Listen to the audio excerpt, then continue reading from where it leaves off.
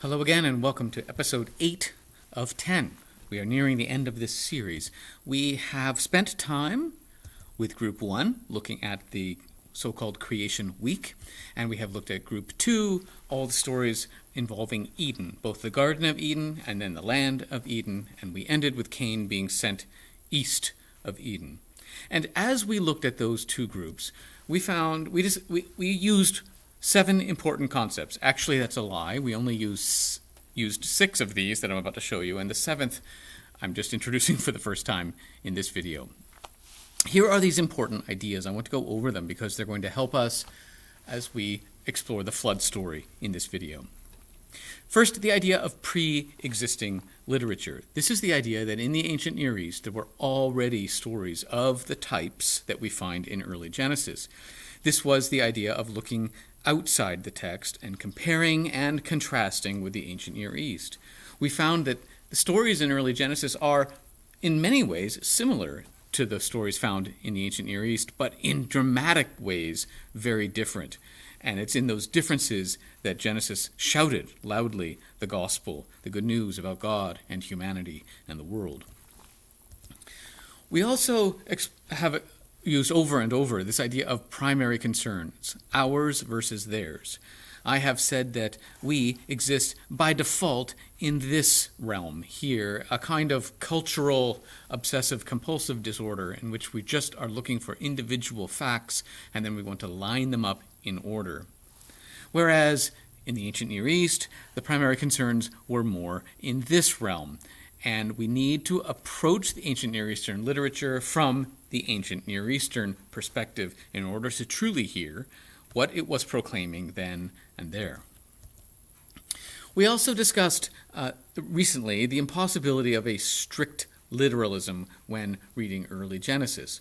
We saw this, of course, in Genesis chapter 1, where very clearly the world was described as having a solid dome in the sky, and above that dome another ocean, so that the world was surrounded above and below by the waters of chaos, and that meant that the sun and the moon and the stars were in the sky, below that dome.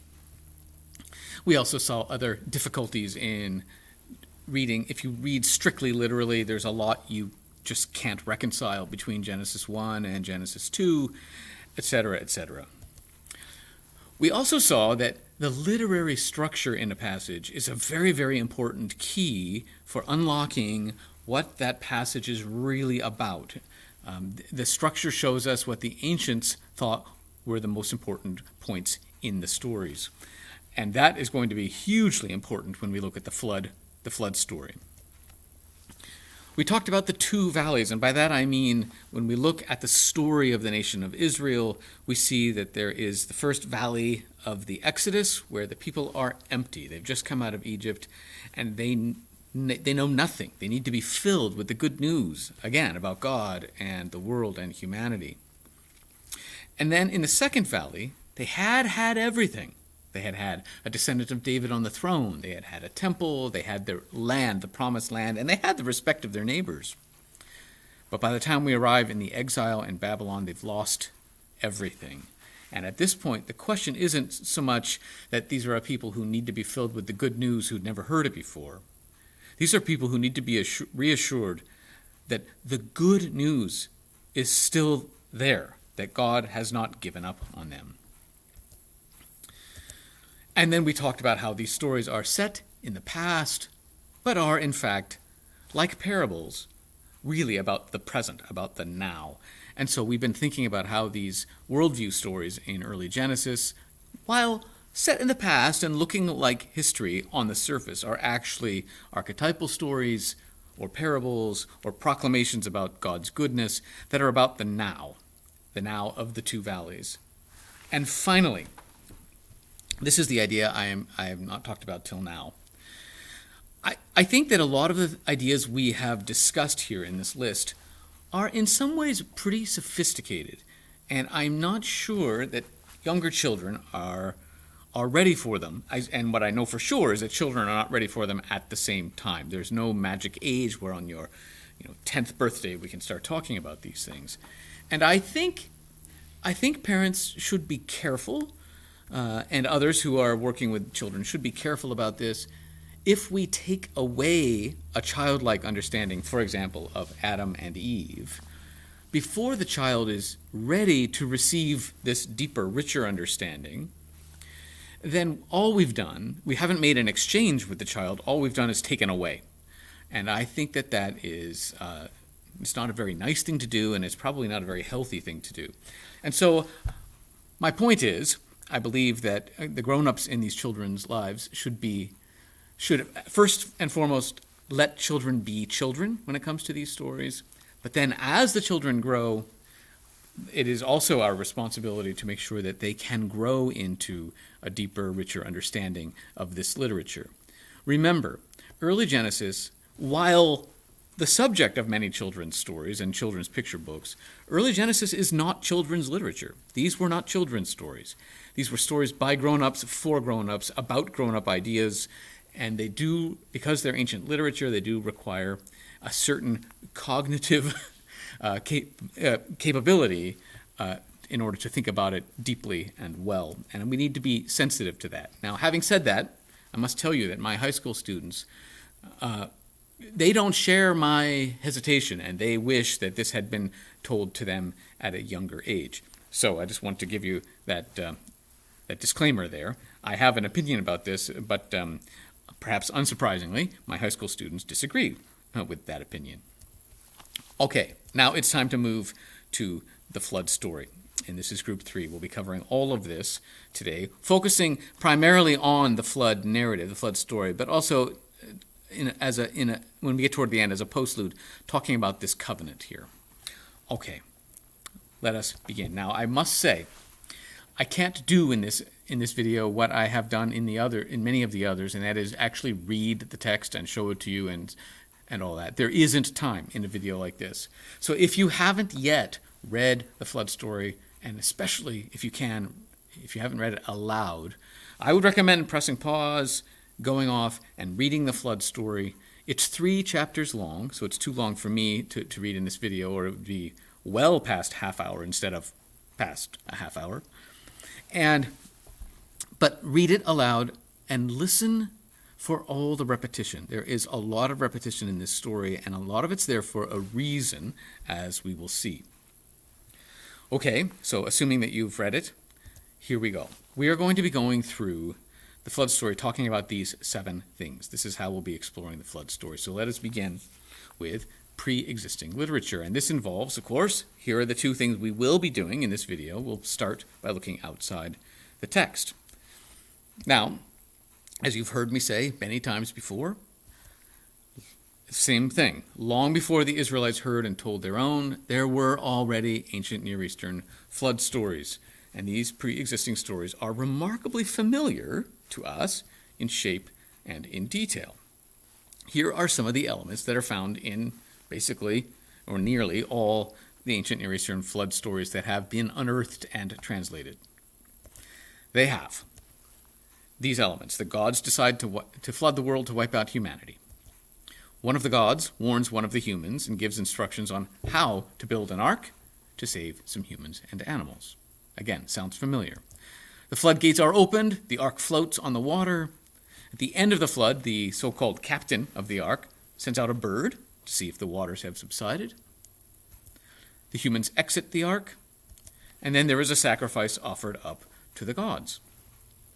Notice, all of those elements are in the Genesis flood story. And remember that all of these elements existed in the ancient Near East before there were even any Israelites. What I'm trying to say is that the flood story was a known genre. It was all over the ancient Near East. It was a genre of story that was designed not to describe a flood so much as it was a vehicle for exploring big questions. Now, even though there are a lot of similarities, I have this however here, it's actually, despite those similarities, it's remarkable how different Genesis is from what was the normal flood story. And I want to just paraphrase and tell you the normal, quote-unquote, ancient Near Eastern flood story. So, Let's start with the reason for the flood. You will recall that humans, in the normal ancient Near Eastern worldview, humans are created solely for the purpose of being slaves to the gods. The gods created this bubble of a world as a little safe resting place from the forces of chaos that are represented by the waters that surround the world. And the humans are here to do the hard work, to keep this world going.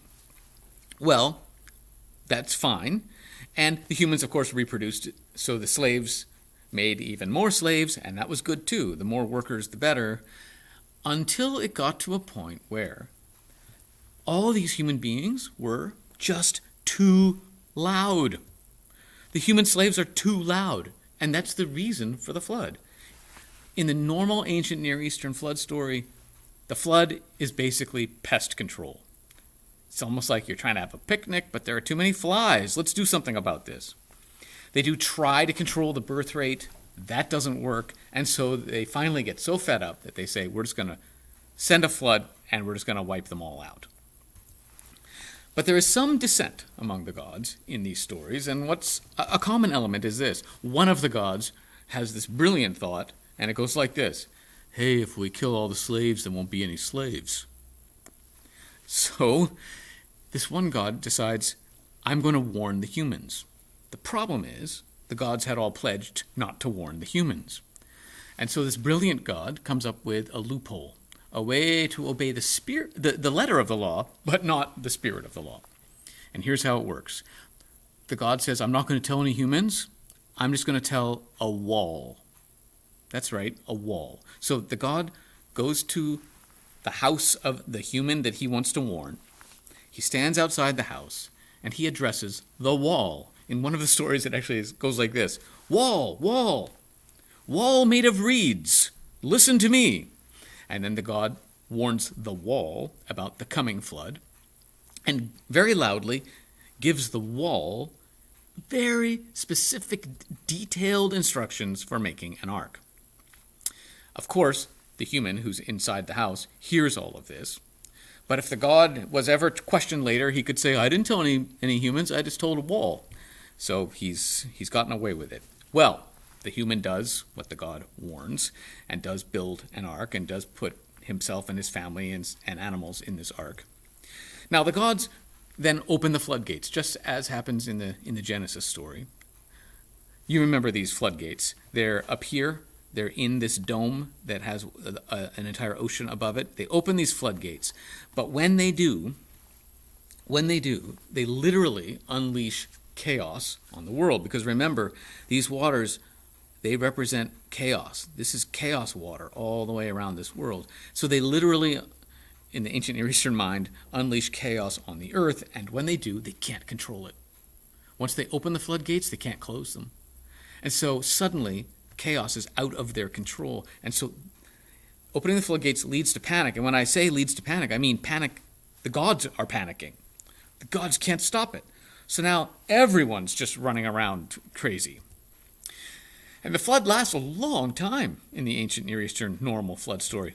1 to 2 weeks. And I say that with sarcasm because when you've read the Genesis story, you realize 1 to 2 weeks is nothing compared to the Genesis flood story. We'll come back to that comparison later.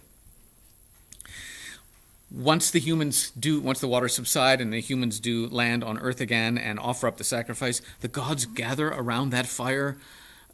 You can almost picture them kind of going and holding their hands out to the fire, and they're just so glad that there's some fire and there's some food and there's some warmth.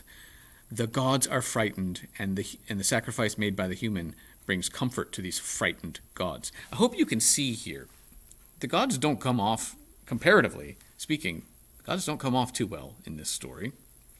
So there's a lot to discuss when it comes to the normal ancient Near Eastern flood story versus the Genesis flood story, and we will discuss those contrasts, but not until later when we've had a clearer picture of what the Genesis flood story is really about. So that's what we see in pre-existing literature. And by the way, one more thing I need to say. There is nothing in the normal ancient Near Eastern flood story that says this won't happen again. So there is this sense that it could happen again at any time. if humans annoy the gods by being too loud or too whatever, this could all happen again. Let's talk about primary concerns. I have mentioned before that if we put the flood story in this box, and if we approach with our default settings, we can get all tangled up in asking all sorts of questions that the text has no interest in answering. But really, I think there are two primary concerns that are being addressed by the flood story. And the first and most important is, what is God like? And I think you'll be maybe a little bit surprised by the answer that the flood story gives, because we tend to think as adults, we tend to think about the flood story as actually being fairly horrible, because we think about all the people left behind. And so God comes across as being pretty mean-spirited when we think about the flood story, maybe from this side of things. But as I say, you'll see, I believe, a different story. And there's another primary concern that's not in this list here, so I'm going to have to add it to the list. Here we go. This one. Will the world be uncreated by the forces of chaos? Will this happen? Will the chaos waters flood the earth? Will the world be undone? Remember, in the ancient Near Eastern mindset, the world is created out of the chaos waters. And so a flood is anti-creation. It is uncreation. It's the chaos waters covering the earth again, and the earth in a way sinking down into oblivion. It is uncreation. Will that happen? Can we count on the world to be good and to stay good? I believe that this worry here is similar maybe in feeling to the worry that I had growing up when in my youth the Cold War was on, and we were always wondering, will the world be uncreated by nuclear war? Will it break out? And there was always a sense that it could, and sometimes it felt like it was even more of a possibility than others. And I think this might be the ancient Near Eastern equivalent of the threat of nuclear war. Okay, so we'll see those concerns addressed.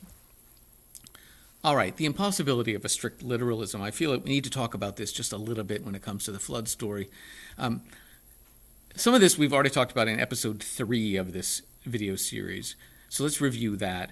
We could ask, if we're reading strictly literally, where did all that water come from? Where did it go afterward? And when I say all that water, I mean the water required to cover all the mountains on the earth, which is what the flood story text says, that the water's covered over the tops of all the mountains on earth.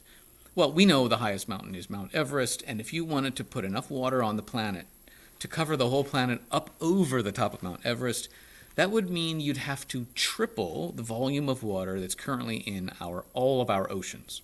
So add up all the water in all the oceans and triple it.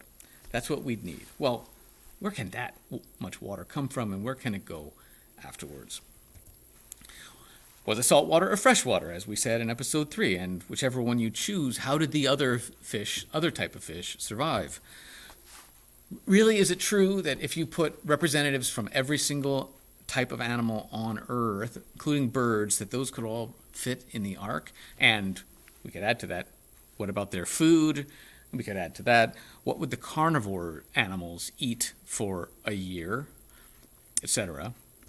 And this might seem rather silly, but if all the animals on Earth, the only animals on Earth, were in that boat that settled in the mountains of Ararat, and how in the world could kangaroos get to Australia, and why are they not found anywhere else?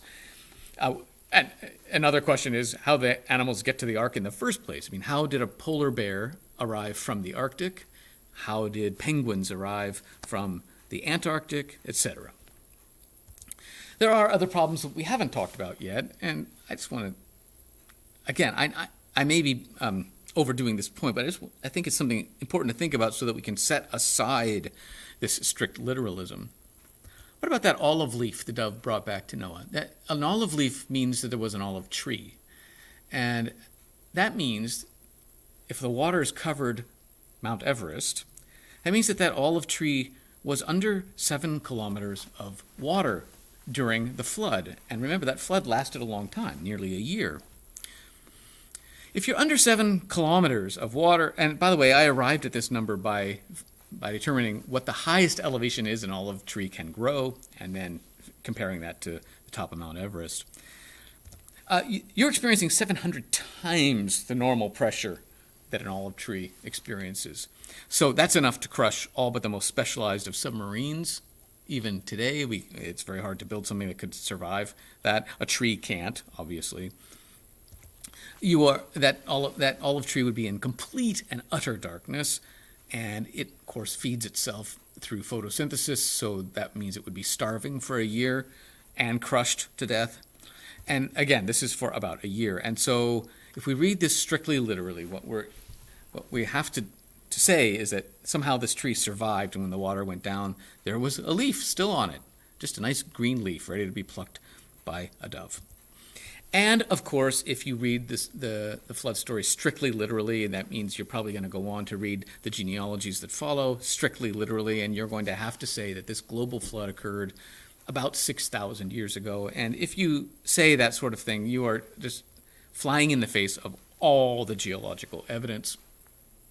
The fossil record, the rock formations, the age of the earth, all that. You're really just fighting a pretty difficult battle there. However, even though there are all these problems, it is hard for some people to let go of a literal reading of the flood story, and it feels like a genuine loss, and it can lead to a lot of anxiety, a lot of questions. Well, does that mean it's not true? That sort of thing. And so once again, I think what we need to do is have a bit of a tactical retreat here. And once again, this saying, when the going gets tough, and believe me, for some people, this idea that you don't read the flood story in a strictly literal way, that's tough. And that feels like, well, then how do I know? What do I do? If I can't believe this, can I believe anything? So when the going gets tough, the tough get exegetical. In other words, let's think first and foremost about what did the Bible mean then and there. So again, what that means is we should need to just focus on approaching the flood story from this side of things and let go of this side of things. And focus on how the flood story is addressing these two primary concerns especially. And the best way to see what the flood story is proclaiming is looking at the literary structure. This is so important. So let's turn to that. We're turning now from looking outside to looking inside the text, looking at the literary structure. All right. There are many different literary devices for structuring a passage, and the one that's most important here is a device called chiasm. And a passage, so chiasm is a literary device, and we talk about a passage having a chiastic structure. And this word comes from the word chi, which is the Greek letter X. Now notice how the X is shaped. It has a center. But then, above and below that center, there is symmetry. What it looks like above is a mirror image of what it looks like below. At the top it's wide, at the bottom it's wide. It narrows as we go toward the center from both ends. And at the center, we have the turning point, chi. Here is the classic example of a chiastic passage from the ancient world, the Tower of Babel story. I'm just going to look at it to talk about how it is structured, not to talk about what it means. We'll do that in the next video. But take a look at how this is structured. I have laid it out for you. This is the Tower of Babel story in all its glory, all 9 verses. And I've tried to structure it so you can see the chiasm. And I will show you with colors. Look, the first section matches the last section, but kind of in reverse. It gets turned around. Here, the whole world has one language and a common speech, and here it's just lots of different languages and everything's confused. They have things in common, now they don't have things in common. Move in a layer. They find a place, they settle, and they talk about starting to build. They don't settle together, they're scattered and they stop building. So it's sort of the same in reverse. Move in a layer again. The humans say, come, let us build ourselves a city. God says, come, let us go down and confuse their language so they won't understand each other. The come, let us, repetition is a clue that these passages match. And then we arrive in the center, the turning point. But the Lord came down to see the city and the tower that the men were building. In the next video, we'll talk about why this is so important. But for now, all I want you to see is that this is the central point. You know, we still have that saying, what's the central point of your essay? But in the ancient world, in a chiastic passage, the central point is actually in the center. We don't do that in our essays. We tend to put our central point at the very beginning, and then we repeat it in the very end when we reach our conclusion. In fact, we put it everywhere but the center in our modern essays. But back then, a passage like this, the central point is really in the center. That's the focus. Everything else is designed to guide you to the center, and everything else radiates out from the center. Okay.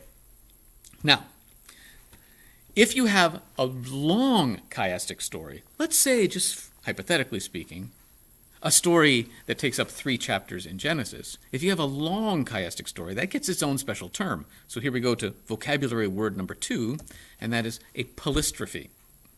A polystrophe is just a long, extended chiastic story. And as it turns out, the flood story of Genesis is a polystrophe. And I'll show it to you. Again, if you read it aloud, you notice how much repetition there was, and particularly use of numbers. And let's take a look at the structure of the flood story spread out over 3 chapters.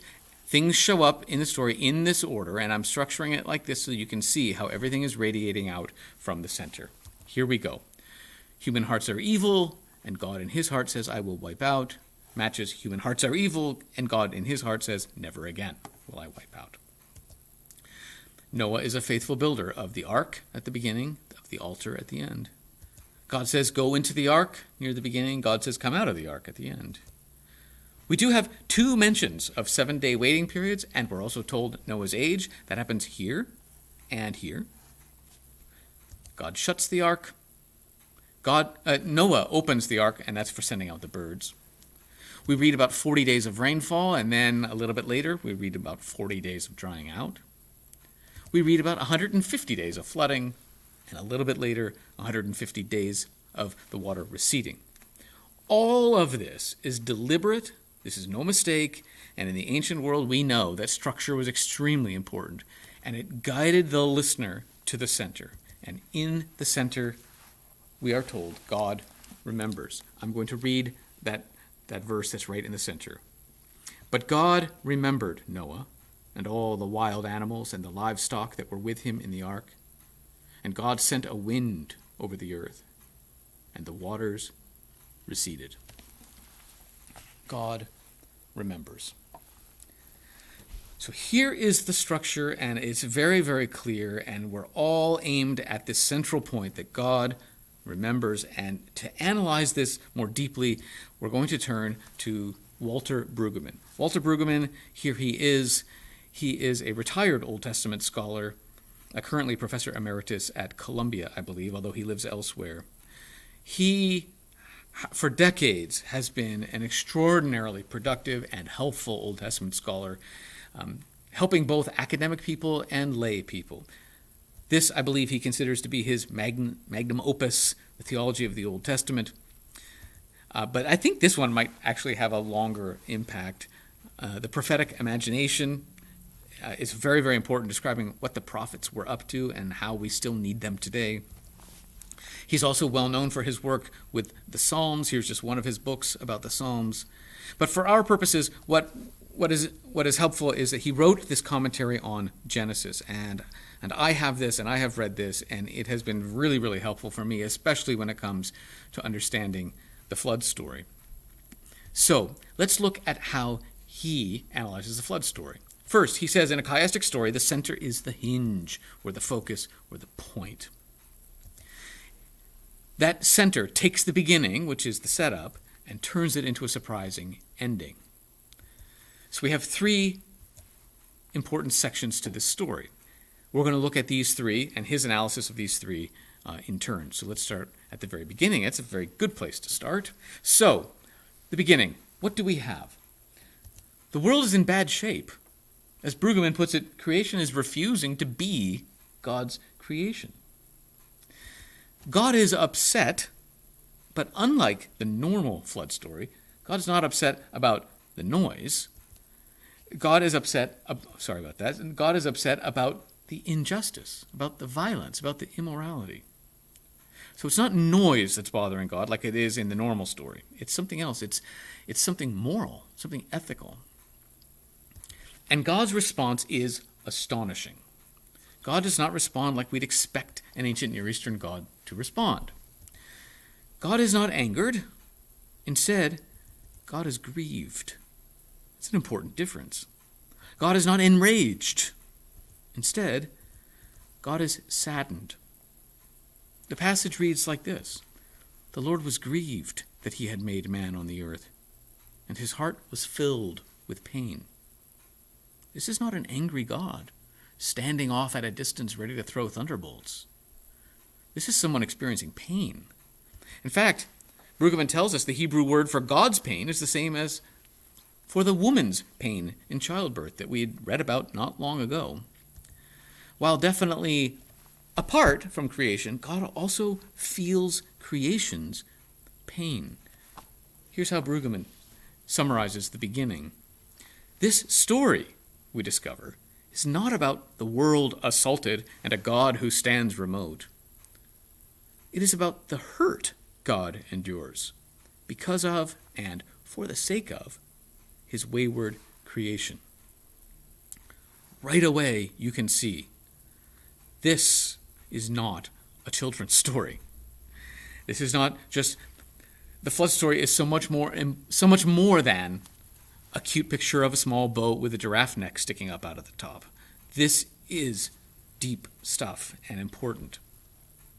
Let's go to the crucial turning point. God remembers. God remembers Noah. God remembers all the rest of creation as represented by the animals. Here's how Brueggemann talks about this.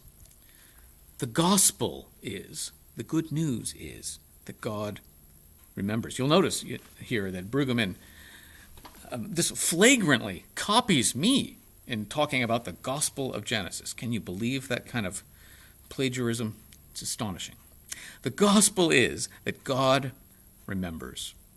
The only thing the waters of chaos and death do not cut through. Remember, that's what these things are, the waters of chaos and death. The only thing these waters do not cut through is the commitment of God to creation.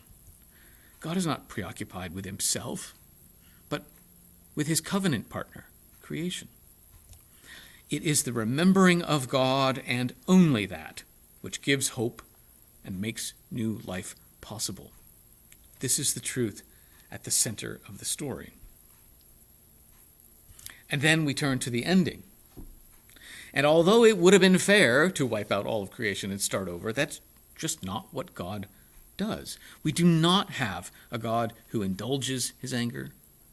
Instead, what we do have is a God whose grief leads to a withdrawal of his lawsuit. Notice that the story moves from "I will wipe out" to "I will not wipe out." That is a withdrawal. The lawsuit has been withdrawn. Now, all of this happens even though God realizes, it says in the text, God realizes that humanity still tends toward evil. I'd like to point that out here. Notice at the beginning, human hearts are evil. At the end, human hearts are evil. I don't think you need to be brilliant to see that there's no character development there at all. No character development in the humans. But there is character development, and this might seem strange to say and strange to hear. There is character development in God.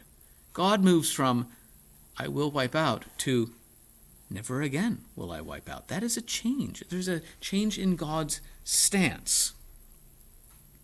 And in fact, when we keep reading past the flood story to the sort of postlude where God makes a covenant with all of creation, and when God starts to say things that sound just like Genesis chapter 1, says things to the humans like, "Be fruitful and multiply and fill the earth," and when God says, "Here is your food," just like he did in Genesis 1, God specifically says, "Now, before I gave you just the green plants for food, now I give you everything, animals as well." So not only does God change his stance from "I will wipe out" to "I never again will I wipe out," but we have an increase in the food blessing and the sense that the movement of God is toward more forgiveness, more provision, more patience, more kindness, even more loyalty. There's movement in God in this story. Here's how Brueggemann talks about that. 2 quotations here. To be sure, God has been committed to his creation from the beginning. Let's not get that wrong. But this narrative traces a new decision on the part of God. Now the commitment is intensified. For the first time, it is marked by grief, by the hurt of betrayal. It is now clear that such a commitment on God's part is costly. And a little bit later in the book, Brueggemann says this: the one-to-one connection of guilt and punishment is broken. God is postured differently now. The relation of creator to creature is no longer in a scheme of retribution. Because of a revolution in the heart of God, that relation is now based in unqualified grace. I hope you can see why I, along with Brueggemann, call this the gospel. The gospel. Let's just for a moment step back from our exegetical thinking and let's allow the New Testament to creep back into our consciousness. And let's remember that the Gospels at the beginning of the New Testament, really what they are designed to do is show us what the love of God looks like. And everything is aimed at the love of God as we see it in Christ on the cross. And I hope you can see that these passages here could just as easily describe Christ on the cross as they describe God in the flood story. The commitment on God's part is costly. We have unqualified grace. And even this, the one-to-one connection of guilt and punishment is broken. What we see in Christ on the cross is indeed the gospel at the heart of the world, at the heart of reality. But it's also right there being proclaimed in the flood story, once we know how to look at it from an ancient Near Eastern perspective.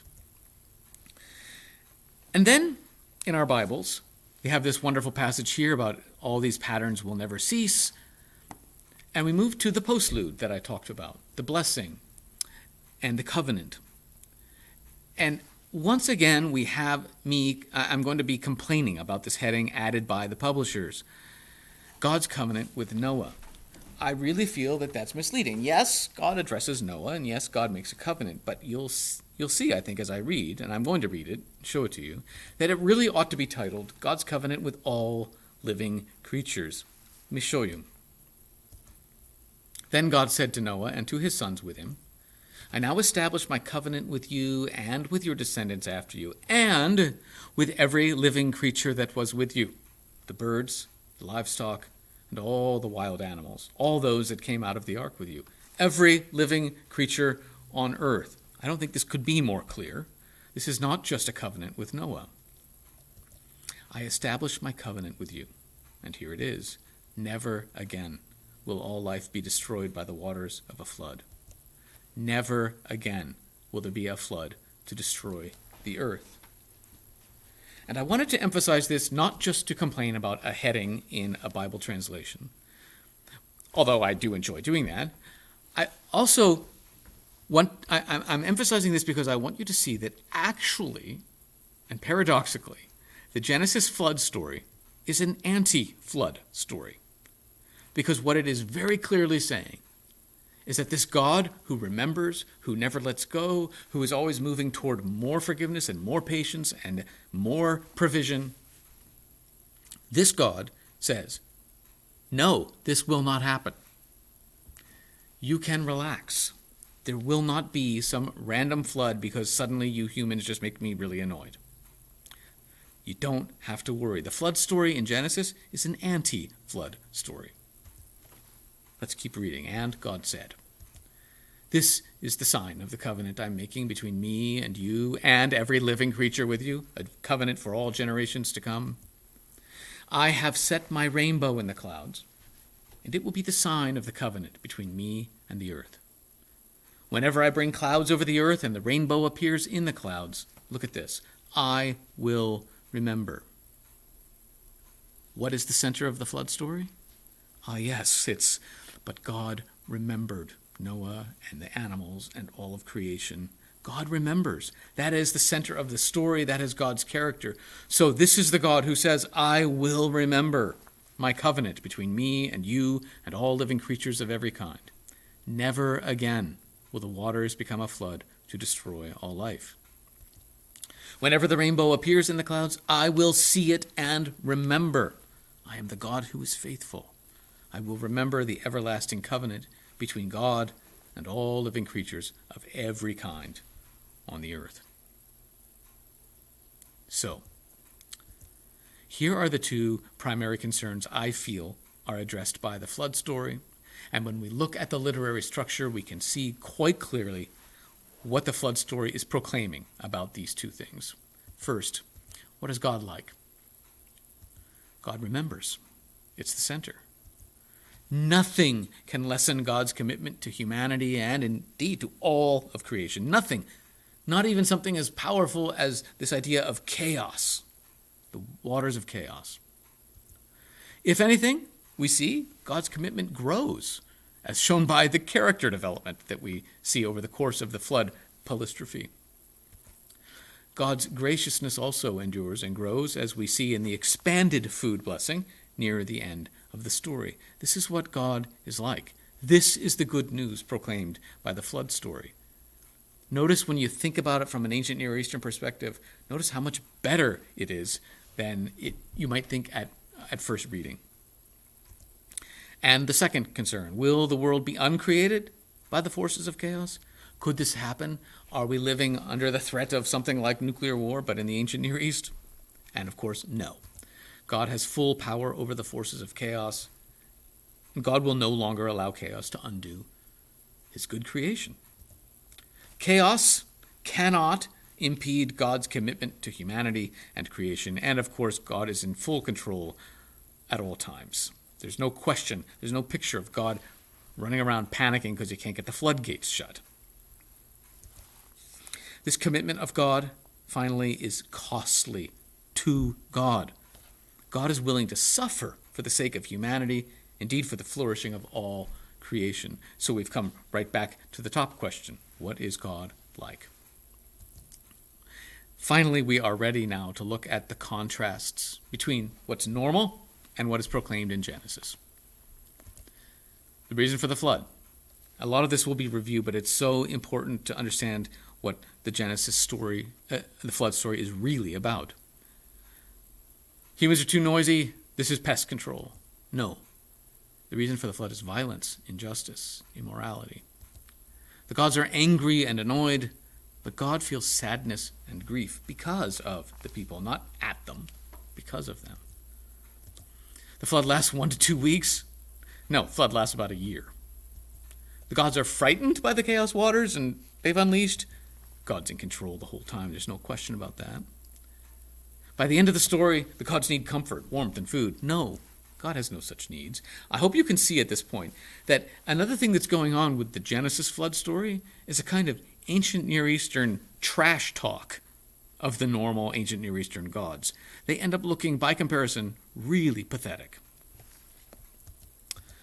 The gods indulge their anger. They're that kind of creature. But God withdraws his lawsuit against people.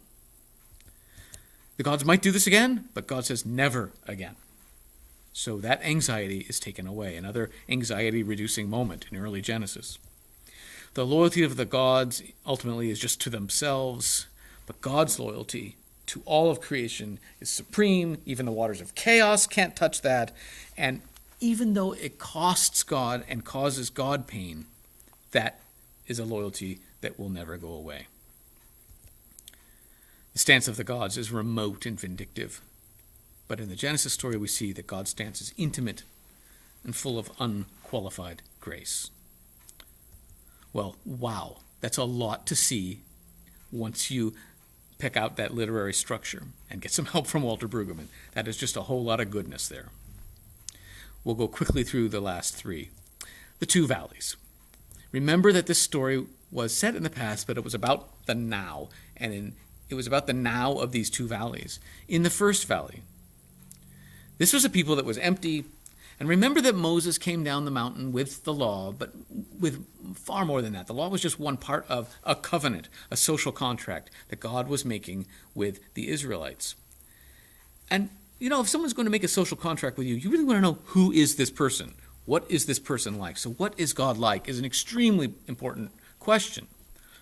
Who is this who wants to make a contract with us, make a covenant with us? And the flood story is really important for saying, this is the kind of God that is making a covenant with you. But then later, when we get to the second valley, the valley of the exile, I tell you, I don't know if there's ever been a time when people needed to hear more. The message that God's faithfulness, God's loyalty can't be undermined by anything. Later, Paul grapples with this, for I'm convinced that nothing can separate us from the love of God. The flood story is in many ways proclaiming to the people in exile, you feel chaos. You feel, in a metaphorical way, that the waters of chaos have flooded over you and taken away everything that matters. You probably feel that you've just undergone an uncreation. You've lost the temple, you've lost the land, you lost a descendant of David on the throne. But have faith and have hope. It is the remembering of God that is your lifeline. Again, that story is set in the past, but it is addressing the present realities of those two valleys. And not just that, because once we see that, we realize that the gospel proclaimed in the flood story is also true for us. And honestly, a whole lot of what is proclaimed in that story is something we need to hear too. How often do we feel overwhelmed with chaos and loss, and need to remember that God remembers? And again, just as it was in those two valleys, it is true for us. Finally, again, parental guidance. I think we need to be maybe mindful anyway of when children are ready to move to a deeper understanding of the flood story. John Walton, someone I've talked about in an earlier video, another good Old Testament scholar, has said, we have turned the flood story into a cute story that works well with picture books, but it is not. It is a grown-up story filled with all sorts of richness, and it requires a kind of grown-up mind to access all that richness. So again, let me say, we should allow children to be children, but when it is time for them to grow up, we also need to equip them to grow into a deeper understanding, because there is so much that is good here. So much that is good, especially in the central point, of course. So the gospel of Genesis as proclaimed in the flood, God remembers, God moves, if anything, toward more love, more forgiveness, more provision, more blessing. This is the character of God, to remember, to never let go, and to never stop loving. Well, amen to that. And until next time, goodbye for now.